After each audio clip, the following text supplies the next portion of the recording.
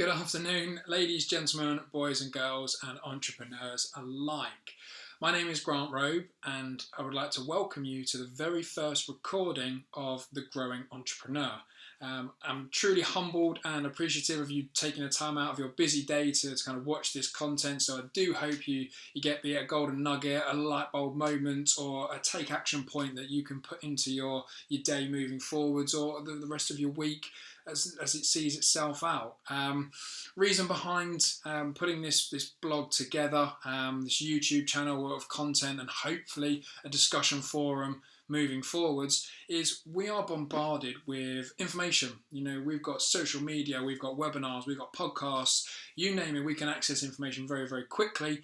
And in the 21st century, we are encouraged to be entrepreneurs. We are encouraged to do what our passion is when it comes to creating an income stream. We are encouraged to build something that we can call our own and leave a legacy for our future families and the children, etc. So a lot of that information we go through, we analyse, and some of you may have heard the term paralysis from analysis, and it's about that overwhelming amount of information that we're given. It pushes us back into our comfort zone of not taking any action. So hopefully the reason behind this will relate to yourselves. You'll be able to see why I'm taking the steps I am to go through an entrepreneurial journey.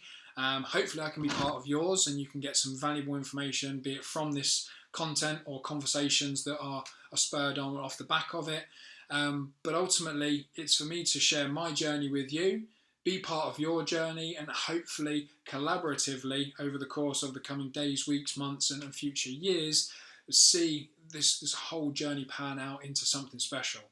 As I say, brief intro on myself. My name's Grant. I'm from Surrey, so the southeast side of London, just inside the M25 on that side. Originally, I now live in Nottingham, having graduated from Nottingham Trent a couple of years ago now, and had a very, very short but interesting and very influential career experience so far.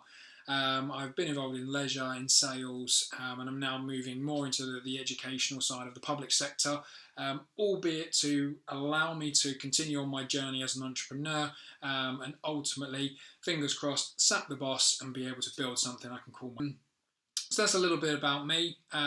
Where I am in my entrepreneurial journey, I'm very realistic. I've got to keep a full-time job as it stands at the moment because I've got bills to pay, I've got a mortgage, etc. So I've got to be able to maintain that moving forwards.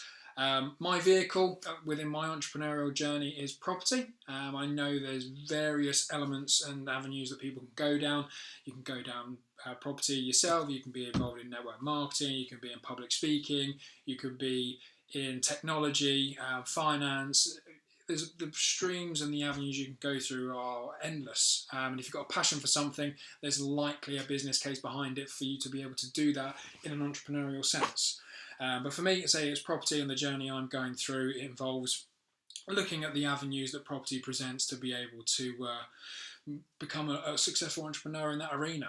I'm early stages, so I'm 25 years old. Some people start their entrepreneurial journey far earlier than me, 16, 17, 18 years. I was listening to a podcast earlier with the winner from the most recent Apprentice, so Joe with his plumbing business. So he started his entrepreneurial journey far earlier, and look at the success he's had. So I'm later on in the boat, but also there are people who I've come across and networked with who are far later in their careers than I am, far more experienced, got a lot more life experience under their belts, and starting to understand that actually, there is another way that they can do what they enjoy and generate income from it and be an entrepreneur. So very, very mixed spectrum on that side, but as I say, very important to understand that it doesn't matter if we're 16, 17 or we're 55, 60, there's always a right time to start, and that time is now. And what I'm hoping that I'm going to be part of with your journeys is that action and take an action process. So a big question on the back of that is, okay, I've decided to take action. I've made the decision that I'm going to become an entrepreneur. Where do I start? And going back to what we said before about the social media, the webinars, the podcast, all the information we have access to, fantastic. Wealth of knowledge that we can have on at our fingertips, in our ears, all day, every day for free. But where do we start? And you can start with business information, financial information, your health, your social connections, your networking, be it professional or social and unprofessional. It's entirely up to you where your journey is going to start. For me, it's been health and my lifestyle.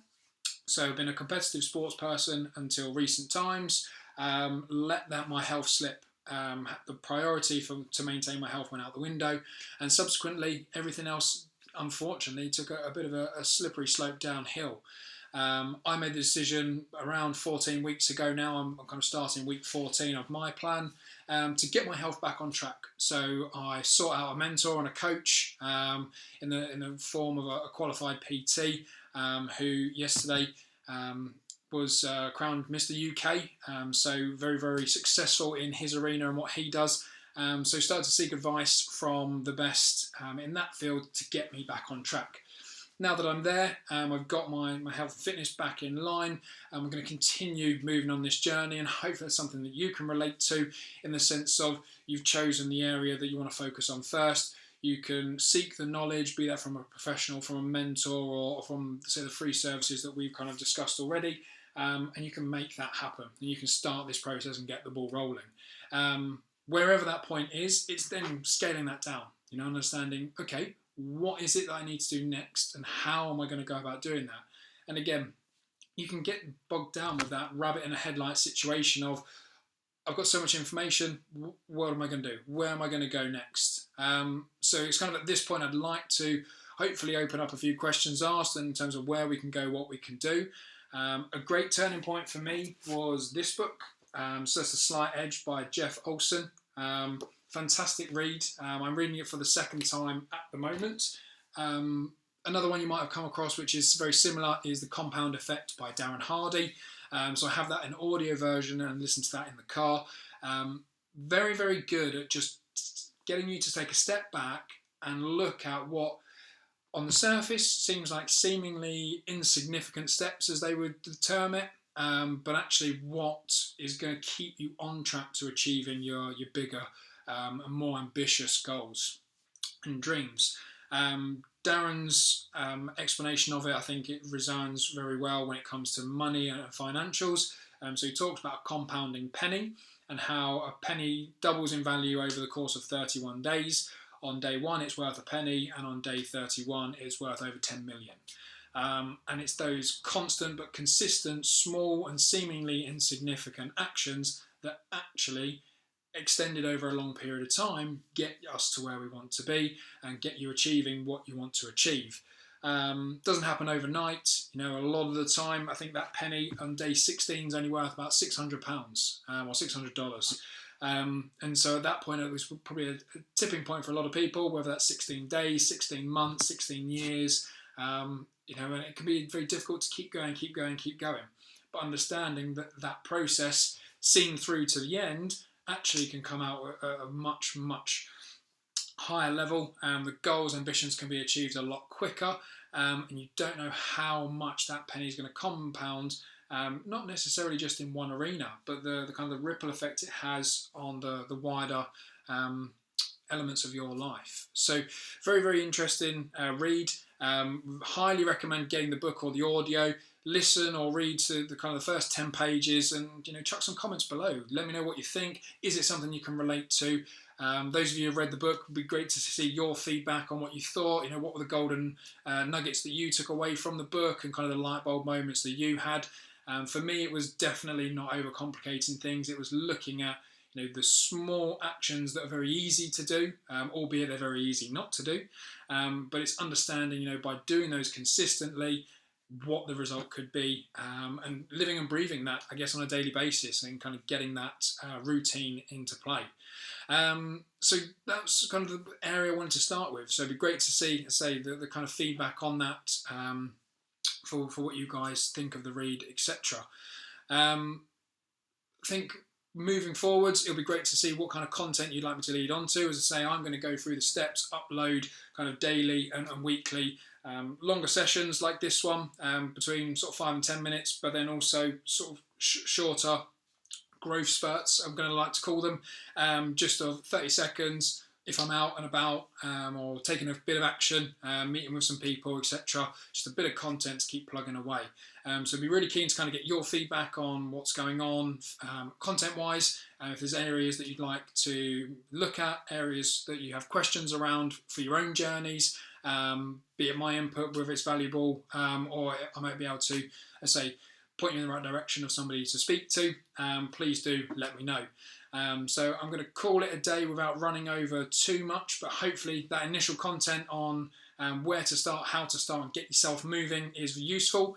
Please do let me know what you think of, be it The Compound Effect by Darren Hardy, or The Slight Edge by Jeff Olson. Again, read the first 10-20 pages or listen to the first 10-20 minutes. Let me know your thoughts and your feedback, and look forward to seeing you next time for the next session within the Growing Entrepreneur.